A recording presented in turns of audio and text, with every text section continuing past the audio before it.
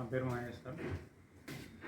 Mahesh sir. నేను ఇక్కడ ఒక సంవత్సరం నుంచి డిఎస్సి ప్రిపేర్ అవుతున్నా. ఇక్కడ మాకు మౌలిక వసతులు సరిగా లేవు.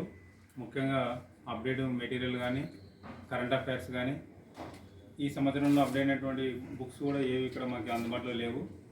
ఇంకా అతిపెద్ద సమస్య ఏమంటే మాకు బాత్రూమ్ సమస్య.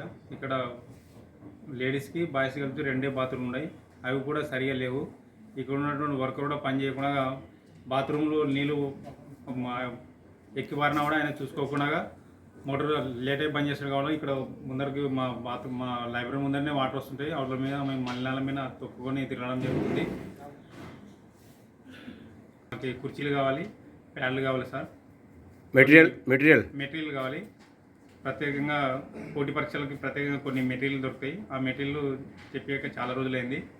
ఇంకొకటి మనకి సరిపడినంత కుర్చీలు కానీ, సరిపడినంత ప్యాడ్స్ కానీ, ఇక్కడ బెంచెస్ కానీ, ఫ్యాన్లు కానీ, ఎలక్ట్రీషియన్కి బల్బులు కానీ ఇవన్నీ కూడా ఏం లేవు. ఇన్వర్టర్స్ ఉన్నాయి కానీ అవి ఆల్రెడీ చెడిపోయినాయి. దాని యొక్క చేపడానికి ఇప్పటివరకు ఎవరు ముందరకు రావడం లేదు.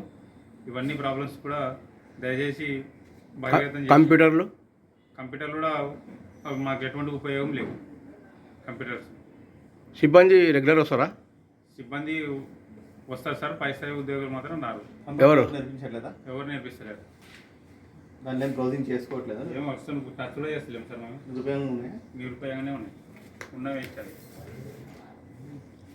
మండలం నస్నూరు గ్రామం. ఇప్పుడు పిఓస్ అవి పడినాయి కదా, అంటే మాకు సిలబస్ వేరే ఉంటుంది sir. DSC syllabus plus bank POs syllabus చాలా వ్యత్యాసం ఉంటుంది కాబట్టి మా ఓన్లీ డిఎస్సి మాత్రమే పనికొస్తుంది.